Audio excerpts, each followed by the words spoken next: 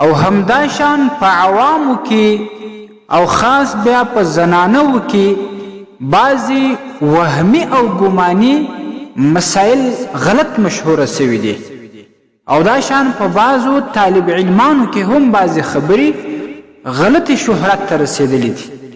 اوله غلطه مسله ده د طالبان دا وایي اذا فات السبت فات الست، چې کله درس د هفتې د ورځې د یو مثبت سبق یا درس پاتې سي نو هغه باقي چې کمې ورځې دي هغه به ټول درنه پاتې سي. نو دا ګوري غلط ګمان دی.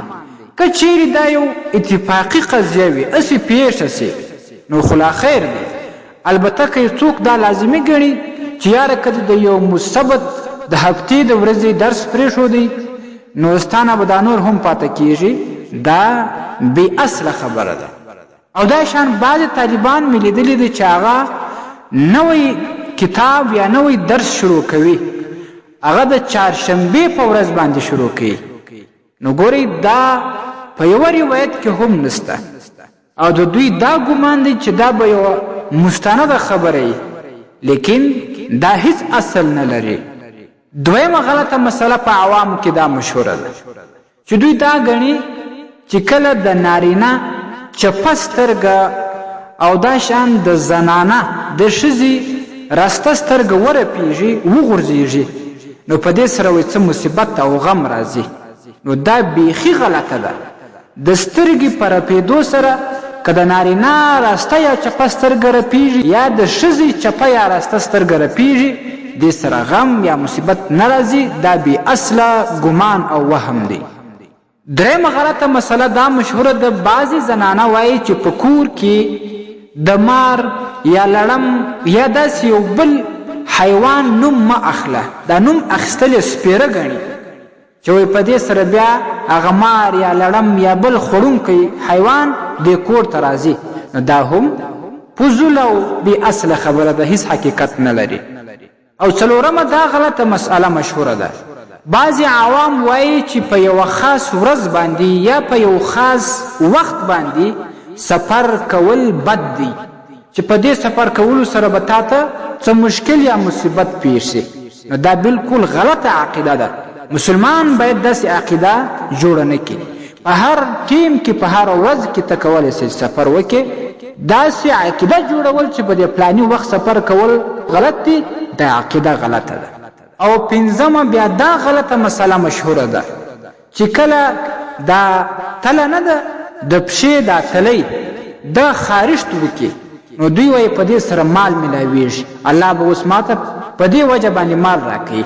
دا غلط ګمان دی. دا شان دا وایي چې کله دا دوې څپلۍ یا دوې چوټې سره سربیره سي یوه پر بلې باندې راواوړي نو دوی په دې سره سفر پیښیږي.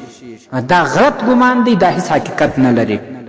او شپږمه دا غلطه عقیده په عوامو کې مشهوره ده چې کله چرګ د ماښام په وخت کې اذان وکړي نو دوی وایي دا ډیره بده خبره ده، دا چرګ باید ذبح کړل شي. نو ګوري دا هم هسې یو وهم او باطل ګمان دی، دا څه اصل په شریعت غره کې نه لري. اومه دا غلطه مسله مشهوره ده چې کله چرګه اذان وکړي، چرګه خو همیشه اذان نه کوي، دوی وایي چې کله چرګه اذان وکړي نو په دې سره په دې علاقه کې د وبا مرض خپریږي نو سمدستي باید دغه چرګه ذبح کړل شي. دا هم غلط ګمان دی، غلطه عقیده ده. په شریعت کې دا خبره هیڅ اصل نه لري.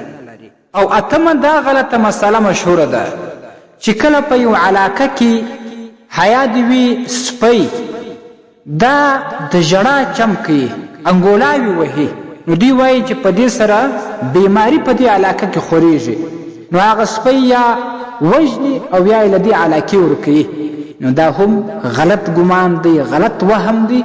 مسلمان باید دا وهمونه ونه کړي، دا غلط ګمانونه ونه کړي. او نهمه دا غلطه مسئله مشهوره ده چې وایي کم څوک د قل اعوذ برب الناس صورت خپل ورد وګرځي، دا وظیفه همیشه کوي نو هغه به ناسي کېږي، یعنې هغه به هلاکېږي.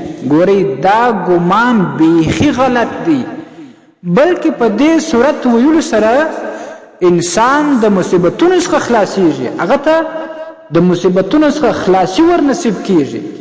نو دا ګمان چې څوک کوي چې دا قل اعوذ برب الفلق یا قل هو الله احد یا قل اعوذ برب الناس یا بعضې نور وظایف چې په دې کولو سره انسان یا هلاکیږي یا ناسکیږي یا پیری ور باندې کښېني یا جنیات ورته راځي، دا بالکل محض باطل ګمانونه دي. په اسلام کې دا هیڅ اصل او هیڅ حقیقت نه لري. ستاسې د اسلامي پوښتنو جوابونکی مفتي حکیم الله صابر الحنفي صاحب.